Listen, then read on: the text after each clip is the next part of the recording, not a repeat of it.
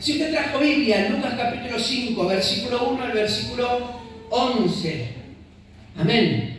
Dice la Biblia: aconteció que estando Jesús junto al lago de Genesaret, el gentío se agolpaba sobre él para oír la palabra de Dios. Y vio dos barcas que estaban cerca de la orilla del lago, y los pescadores, habiendo descendido de ellas, lavaban sus redes. Y entrando en una de aquellas barcas, la cual era de Simón, le rogó que la apartase de tierra un poco. Y sentándose, enseñaba desde la barca a la multitud. Cuando terminó de hablar, dijo a Simón: boga mar adentro, y echad vuestras redes para pescar. Respondiendo Simón, le dijo: Maestro, toda la noche hemos estado trabajando, y nada hemos pescado, mas en tu palabra echaré la red. Y habiéndolo hecho, encerraron gran cantidad de peces, y su red se rompía. Entonces hicieron señas a los compañeros que estaban en la otra barca, para que viniesen a ayudarles, y vinieron, y llenaron ambas barcas, de tal manera que se hundían. Viendo esto, Simón Pedro cayó de rodillas ante Jesús, diciendo: apártate de mí, Señor, porque soy hombre pecador. Porque por la pesca que habían hecho, el temor se había apoderado de él y de todos los que estaban con él. Y asimismo Jacobo y Juan, hijos de Zebedeo, que eran compañeros de Simón. Pero Jesús dijo a Simón: no temas, desde ahora serás pescador de hombres. Y cuando trajeron a tierra las barcas, dejándolo todo, le siguieron. ¿Amén? Tremenda la palabra, ¿no? Tremenda. Yo cierro acá, usted ya se va con muchísima riqueza, porque esta es una de las historias, trascendentales para el cambio de la vida de una persona. Pero a mí me encanta toda esta palabra. La verdad que podría tener aquí y por lo menos 4 o 5 predicaciones. Hay muchísima riqueza. Pero vamos a intentar hablar algo que normalmente no hablamos tanto, que es la reacción de Pedro frente a lo que pasó.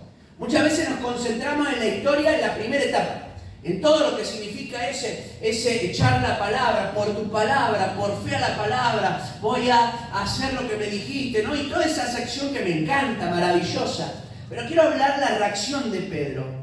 Y tiene que ver un poco con lo que venimos hablando en estos últimos fines de semana. Tiene que ver con la transformación, con la conversión. Hay un título que le puse a esta predicación que es: ya no serás. Cuando uno habla con una persona y se presenta, normalmente dice su nombre, ¿o no? Si vos te presentás con alguien, ¿qué te va a decir? El nombre, ¿no? Te dice su nombre. Y una de las primeras cosas que surge en esa presentación es casi que automático: ¿a qué te dedicas? Uno dice a qué se dedica. En esa presentación ahí, en medio me llamo tanto, y si no se lo dije ahí al principio, cuando está en la charla vos decís a qué te dedicas. No decís a quién querés ser. No es que vos decís, hola, mi nombre es Sebastián, quiero ser futbolista. No tiene nada que ver, la gente te va a quedar mirando, no tiene nada que ver. Sino que decís quién sos, qué haces. Presentás lo que haces. Cuando Pedro se presentaba ante la gente, era conocido. Pedro era pescador. Es más, Jesús lo identifica. Pedro era pescador. Lucas, escritor del libro, dice que era pescador. Lo dice de antes. Dice: y los pescadores habían descendido. Es decir, era pescador. Esa era su función. A eso se dedicaba. A eso era Pedro. Pedro era pescador. Ser pescador era algo digno, era algo honroso, era un buen trabajo. No era un trabajo denigrado por los judíos, era un buen trabajo. No tenías que ser letrado, no es que tenías que estudiar demasiado, pero tampoco era para cualquiera. No era como ahora. Vieron que ahora nosotros tenemos cualquier cosa que no sabemos hacer, buscamos un videíto y lo aprendemos, ¿o no? Buscar en YouTube y decir: ¿cómo se hace? Y ahí está, ¿no? ¿Cómo se le pone el teflón? ¿Para qué lado va el teflón a la rosca? Y ya después, ahora yo no puedo decir después de eso, soy plomero, porque vi el videíto, ¿o no? Pero si necesito algo, inclusive ahora hay muchas cosas para pescar. No es como que hoy tenemos muchas herramientas para pescar. Yo veo hasta a los niños que van y se llevan su set de pesca. Acá tenemos algunos de los chicos que tienen su set de pesca y todo genial. En aquella época era otra cosa, no era para cualquiera pescar. Tenías que tener un oficio, y el oficio se entregaba como era antes también aquí con los oficios. Se entregaba casi que de familiar a familiar. El padre o el tío se lo entregaba, hasta te entregaba como los clientes, ¿no? Te enseñaba, y si ya no trabajaba más, te daba a los clientes. Era como, bueno, en la época era algo similar. Este hombre aprendió la pesca y probablemente venía, como pasa con Juan y Jacobo, que dice que era hijo de Zebedeo, y Zebedeo era también alguien que trabajaba en la pesca. Así que era algo común, normal, lo que estaban haciendo. El problema que se va a presentar aquí con Pedro no era quién era Pedro, sino que lo que Pedro era no era lo que Dios quería para él. ¿Me va siguiendo hasta aquí? Dios quería otra cosa para Pedro. Pedro no podía seguir presentándose a todas las personas: hola, mi nombre es Pedro, soy pescador. ¿Por qué? Porque Dios tenía un propósito diferente. Es más, si ustedes miran los evangelios, ya Jesús le había dicho en una oportunidad: te haré pescador de hombres. Ya se lo había dicho. Ya había otra oportunidad previa, que acá la hace como que una misma historia, pero no. Esa historia era previa. Así que Jesús ya le dijo: yo quiero otra cosa de vos. Pero como muchas veces nos pasa, Dios nos dice algo y nosotros seguimos haciendo lo mismo, ¿no? Seguimos ahí en la misma cosa. Pero la cuestión es que Dios había hablado a Pedro. Ya le había dicho: vos sos otra cosa. Yo te llamé para que seas pescador de hombres. Y ahí estaba la clave. La clave era la misión que tenía Pedro. Desde aquí, y esta expresión que aparece en este pasaje a mí me encanta, es la palabra que me llamó la atención, porque aquí lo que le quiere decir es: ya no vas a ser pescador. No te quiero como pescador. Ya está, dejá de pescar. Ya no serás pescador, vas a hacer otra cosa. Y le va a decir qué va a hacer. Y le va a decir, y le dice: vas a ser pescador ¿de qué? De hombres. Vas a ser un instrumento en mis manos para predicar mi palabra. Vas a agarrar gente que no conoce del Señor y lo vas a traer a mi presencia. Desde ahora serás pescador de hombres. Y por eso me gusta relacionarlo con el otro pasaje. Me gusta ver el otro pasaje. Si usted tiene Biblia, vaya después, Mateo 4:19. Porque en ese momento Jesús le había dicho: vení en pos de mí y te haré pescador de hombres. Y me encanta combinar estas dos expresiones, porque Jesús le va a decir: serás pescador de hombres, y también le dijo en Mateo 4:19: te haré pescador de hombres. ¿Y saben por qué me encanta cada palabra que se utiliza? Porque lo que Jesús le está diciendo es: para que vos seas quien yo quiero que seas, necesito trabajar en tu vida. Para que vos seas quien Dios quiere que seas, el Señor tiene que trabajar en tu vida. Tiene que trabajar en mi vida. Porque le dice: te haré. Y ahí está la obra de Dios, haciendo en nuestras vidas. ¿Para qué? Empieza a hacer ciertas cosas en nosotros porque está formando, nos está convirtiendo, nos está transformando en la persona que vamos a ser. ¿Cuántos dicen amén? Y Dios quiere que seas un instrumento en las manos de Dios. Las palabras exactas vos las sabés más que yo. Y si no las sabés, las tenés que descubrir. Tenemos que buscar al Señor para descubrir cuál es el propósito que Él tiene con nosotros. Pero si hay algo que tenemos que estar seguros, es que Dios quiere hacer en nuestra vida un trabajo para formar la persona que Él quiere que seamos. Y Él te quiere transformar. Él quiere trabajar en tu corazón, quiere trabajar en mi corazón. Y la pregunta es: ¿lo estamos dejando? ¿Estamos dejando que Dios trabaje en nuestras vidas? Que Él haga de nosotros ese pescador de hombres para que en algún momento se pueda evidenciar eso como algo que realmente somos. Me encanta la palabra, dice: desde ahora serás. O sea, ya te lo dije, empecé a trabajar en vos y ahora tenés que empezar a manifestar esa transformación de Dios en tu vida. Y por eso es que Pedro va a experimentar que para tener transformación, para vivir una conversión, que esta palabra es algo que tenemos que trabajar en nuestras vidas, en cada grupo pequeño, tenemos que trabajar en cada espacio que podamos hablarle a alguna persona. Dios quiere producir una transformación en nosotros. El Señor primeramente se tiene que convertir en lo más valioso de nuestras vidas. Si Él no se convierte en lo más valioso de nuestras vidas, nosotros no nos vamos a convertir en la persona que tenemos que ser. Pero cuando Él se convierte en la persona más importante, entonces Él empieza a ocupar más lugar en mi corazón y yo le doy lugar a Dios. Y yo le doy lugar a que Él me transforme y que estas palabras que habla la Biblia se puedan experimentar de forma clara. Ahora vayamos a ver bien el pasaje y las enseñanzas que tenemos en esta palabra. Lo primero que quiero compartir en esto es que el Señor se convirtió en la razón de su adoración. Para Pedro ahora no era adoración ir solamente al templo. Para Pedro no era adoración solamente el cumplir con ciertos reglamentos. Para Pedro ahora no era solamente adoración, tener una idea clara de quién era Dios. Ahora él tenía que comprender todo lo que Jesús quería significar para él. Y ahí empieza él a comprender que tiene que adorar a Jesucristo. Y miren, es la expresión que vemos en el versículo 8 del capítulo 5 que estamos leyendo. Lo primero que dice la Biblia es que se cayó. ¿Cómo se cayó? Dice. De rodillas ante Jesús. Miren si eso no es una actitud de adoración.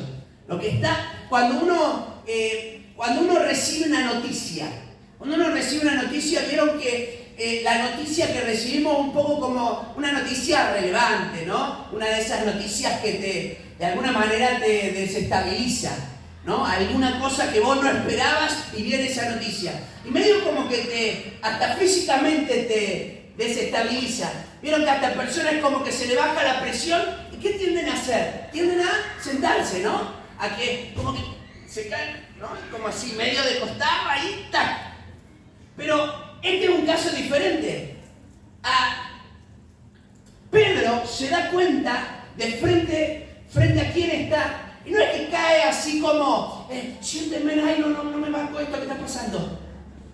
Él se cae de rodillas. Él reconoce, miren, caerse de rodillas solo puede ser delante de Dios. Frente a la noticia de quién es el Señor, te caes de rodillas. No te caes, no te quedás así pasmado del susto, sino que te postrás de rodillas, porque te das cuenta cuán indigno sos. Y Pedro se cayó de rodillas.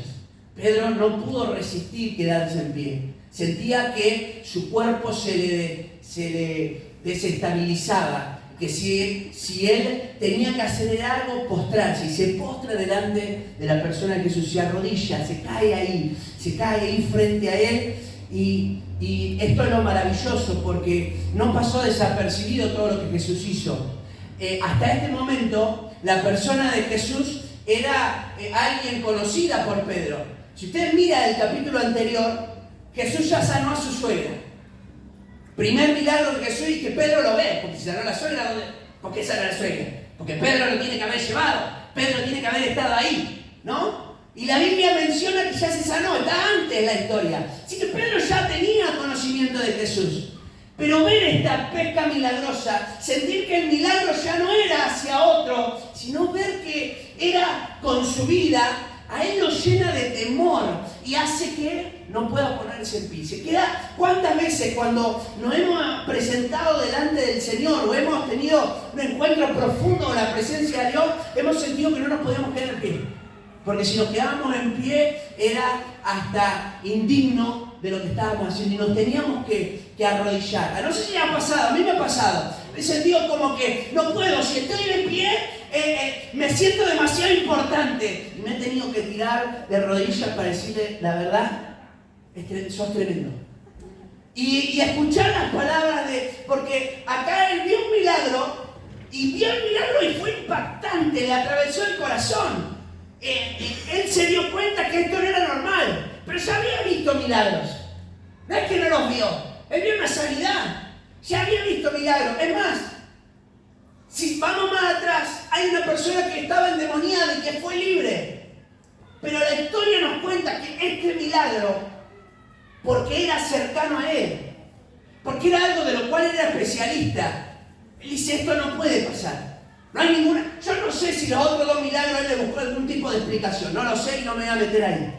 Yo no sé. Pero él sabía porque él era especialista. Y dice, acá no hay. Vieron que a veces nosotros los milagros tratamos de buscarle la vuelta. ¿Será que no pasó en realidad? Fue que esto, que el otro. Tratamos de sacarle descrédito a la obra de Dios. Hay personas que lo hacen. Tratan de sacarle descrédito. Pedro se da cuenta en este milagro que no lo puede discutir. Este milagro es Dios mismo presente frente a él. Y se cae de rodillas. Tremendo, se cae de rodillas. Y dice que la primera expresión que le dice es, apártate de mí. Ahora, no es que lo está echando a Jesús, ¿entiendes? Si no, era medio bipolar, Pedro. ¿Qué dice? Anda, te quiero cerca, pero andate. No, no era así. No era tóxico Pedro. No es que le dice, no, te quiero acá, pero te quiero allá. No. Ahora le dice, apártate de mí. Es porque se sentía indigno. Se sentía indigno, no puedo estar con vos. Siento que ¿cómo podés estar al lado mío? ¿Cómo podés estar cerca de mí? ¿Me conocés y seguís estando cerca de mí? Miren si Dios no nos conoce y sigue estando cerca de nosotros. ¿No se tendría que haber alejado? Se tendría que haber alejado. Y sigue cerca de nosotros. Y ahí está este varón diciendo, apártate de mí, yo no soy digno, yo no puedo estar delante de tu presencia. Y por eso lo adora. Él quería estar en la presencia del Señor, quería disfrutar de que ahora descubría que esta persona no era la persona que él creía que era.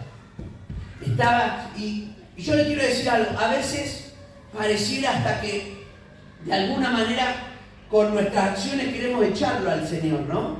A veces hasta como que queremos tener una transformación de Dios, pero no lo queremos cerca. Es como o nuestras acciones manifiestan algo diferente. Pero Pedro va por el otro lado.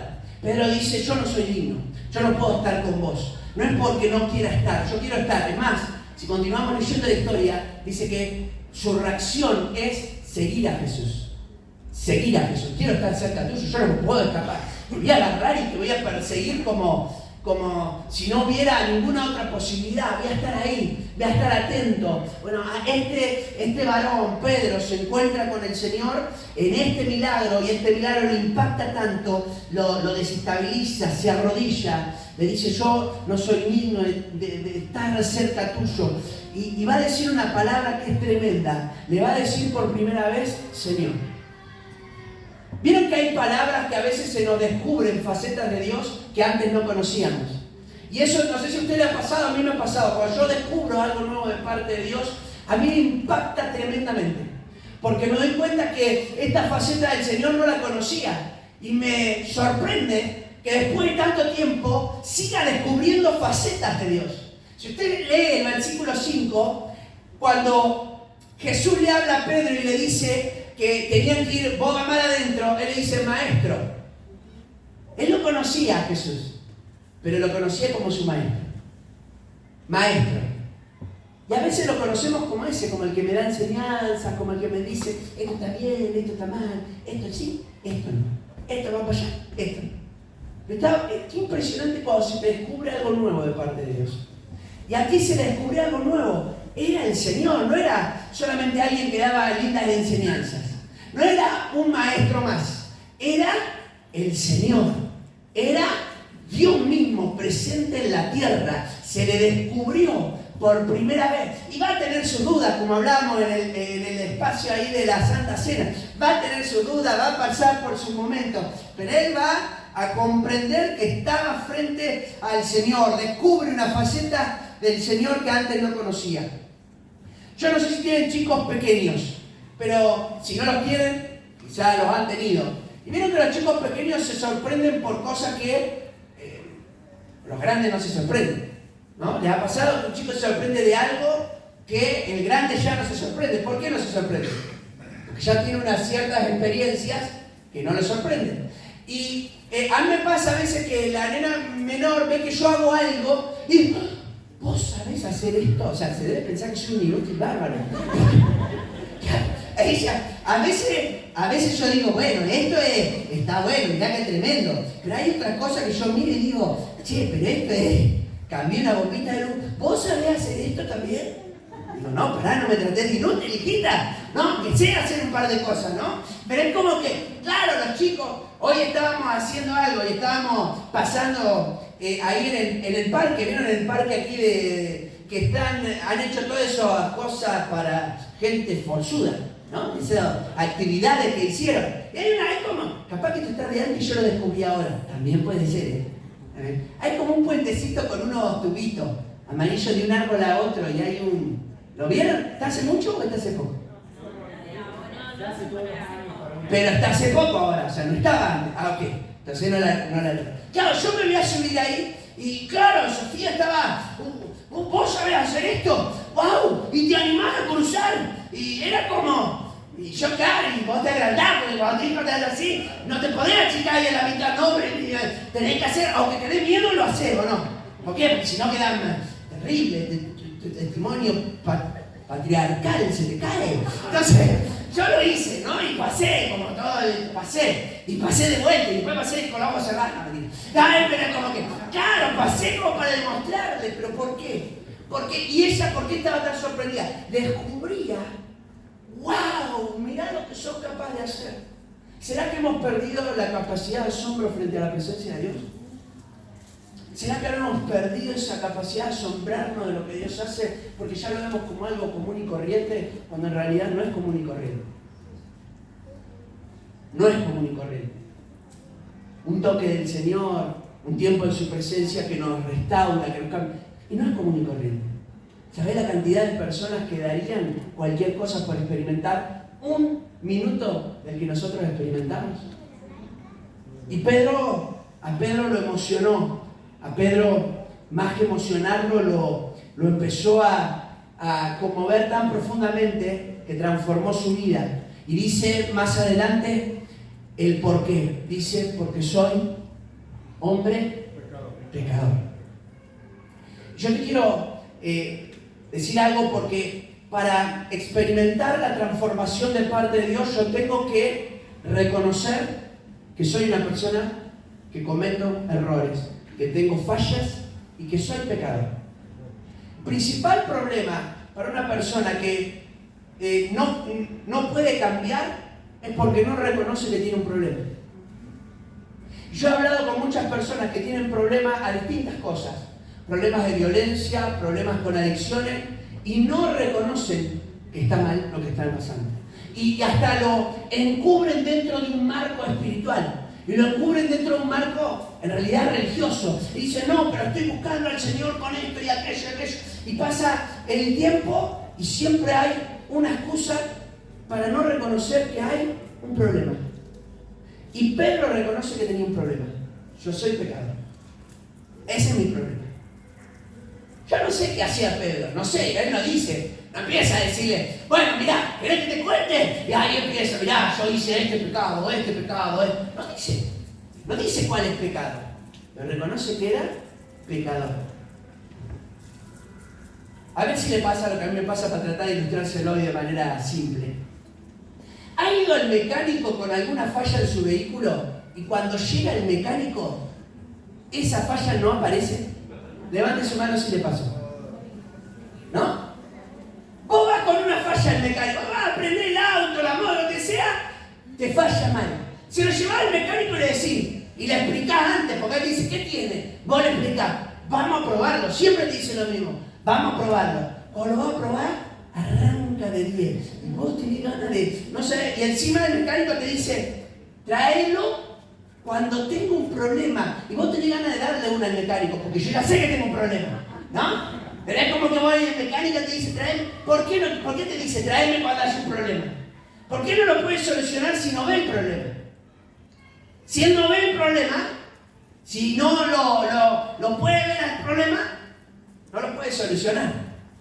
Y Dios quiere que nosotros, no porque no lo vean, pero Dios quiere que nosotros le seamos sinceros y le digamos, Señor, yo tengo un problema. Yo tengo algo que me ata, yo tengo algo que no me deja. Tengo este problema, yo estoy atravesando y aún este problema que me distancia con vos. Tengo un problema en mi carácter, tengo un problema con adicciones, tengo un problema con atracción hacia las mujeres. Tengo el problema que sea, tengo este problema.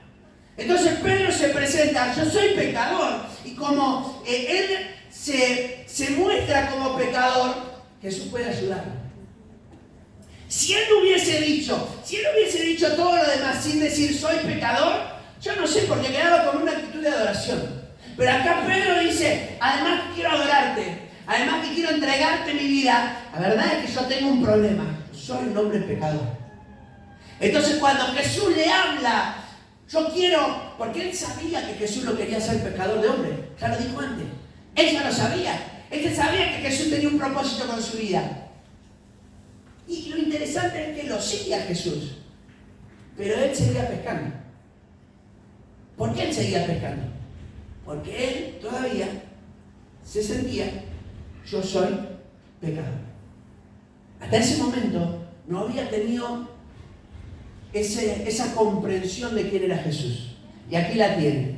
Y aquí la tiene. Aquí se encuentra frente a la persona de Jesús y se da cuenta que su vida puede ser transformada, puede ser cambiada. Tu vida, mi vida puede ser transformada, puede ser cambiada, puede ser mudada en otra persona. Ya no serás. Pero para que eso ocurra, tenemos que tener una actitud de adoración. Como dice su palabra, yo voy a trabajar en tu vida, yo voy a hacer que seas ese pescador de hombres. Voy a trabajar en tu corazón. Tenemos que darle lugar a Dios. Para darle lugar a Dios, yo tengo que reconocer que hay cosas que quizás me distancian del Señor. ¿Amén? Me distancian de Dios. Aunque yo quiero algo distinto, me distancian de Dios. Esto no significa que yo tengo que andar diciéndole a las personas. Pero yo tengo que ir frente a Jesús y reconocer que algo yo estoy haciendo mal. Y que necesito que Él trabaje en mi corazón y en mi vida. Y ahí se da el resultado maravilloso de esta palabra. El resultado maravilloso de esta palabra está en el versículo 11. Y cuando trajeron a tierra las barcas, dejándolo todo, le siguieron. Experimentó Pedro, mediante esta transformación de Dios, este acto espontáneo. Él dijo, yo tengo que hacer algo. Y lo hizo, porque experimentó al Señor. Ahora, miren lo que dicen los versículos anteriores a llegar a eso. Dice, por la pesca que habían hecho, el temor se había apoderado de él y de todos los que estaban con él.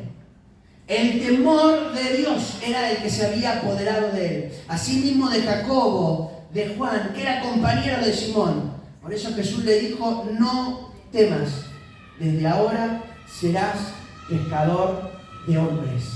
Tremendo, esta adoración se gestó en él algo que hasta ahora él no tenía. Porque ¿saben por qué muchas veces practicamos el pecado? Porque no hay temor de Dios en nuestro corazón. Y es interesante porque estas dos palabras son distintas. La primera palabra que se usa en el original, el temor se había apoderado de él, es una palabra. Y la segunda que se usa es otra, el no temas es otra. El primero es el temor de la búsqueda del Señor, de temer hacer algo que desagrade a Dios. Y el segundo es el temor de los miedos.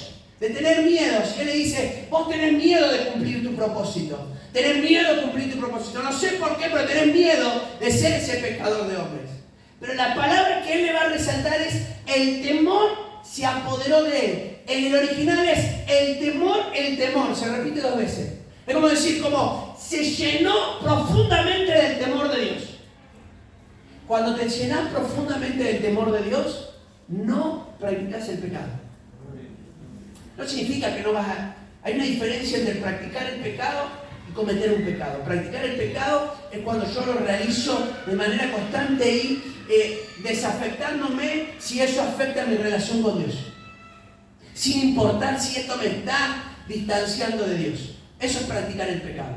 Y la Biblia aquí está diciendo que Pedro, reconociendo, yo soy un hombre pecador, se le apodera este temor de Dios que lo llena. Se llena del temor de Dios en su corazón. Tan profundamente, y por eso es que está esta actitud de adoración. Él, todo lo que está viviendo, todo lo está experimentando en una dramatización, arrodillado, diciendo esas palabras, no sé cómo las dijo, porque él se arrodilla, yo no sé cómo se postró, yo no sé si lo miró a los ojos o no lo miró, yo no lo sé. Lo que sí sé es que en esa gráfica que se nos muestra lo que Pedro hace, Pedro está reconociendo que necesita de Dios. Pedro está reconociendo que sin Él va a seguir practicando el pecado, que por eso lo necesita a Dios. Yo necesito a Dios porque si no, sigo practicando el pecado. Si yo no tengo a Dios en mi corazón, voy a seguir haciendo las cosas que desagradan a Dios. Por eso dice la Biblia, y lo vamos a ver después en el versículo 11, que dejándolo todo le siguieron. Si vos no seguís a Jesús, nada te vale haber experimentado algo tan profundo como lo que experimentó Pedro. A él no alcanzaba solo con la experiencia que había tenido, después lo tenía que seguir, porque si no lo seguía, iba a volver a caer en el mismo estado en el que estaba antes. Necesitaba estar cerca de Jesús para no volver a cometer los mismos errores. Por eso le siguió. Pedro le sigue porque se da cuenta, si yo no voy con él, va a terminar en cualquier cosa. Si yo no voy con él, vuelvo a hablar con él. Si yo no voy con él, voy a practicar todavía el pecado. Si yo no voy con él, mi vida va a estar vacía. Si yo no voy con él, mi vida deja de tener propósito. Si yo no voy con él, nada tiene sentido. Miren, es tan profundo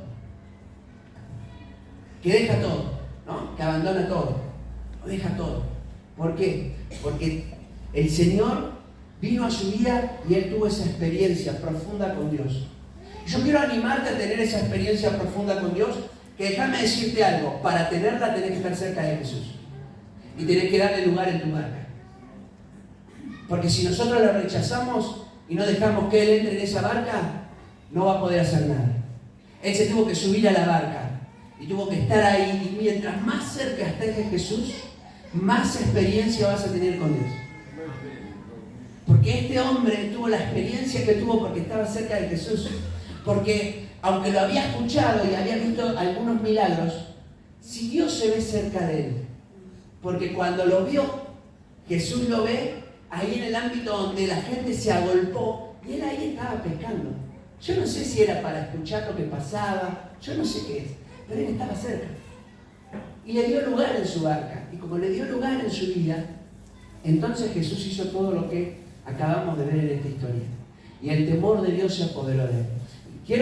Quiero decirte algo para terminar. Cuando el temor de Dios se apodera de nuestras vidas, no dejamos de pecar o no dejamos de hacer malas acciones porque queremos guardar el testimonio delante de los demás, sino que sabemos que esto afecta a nuestra relación con Dios.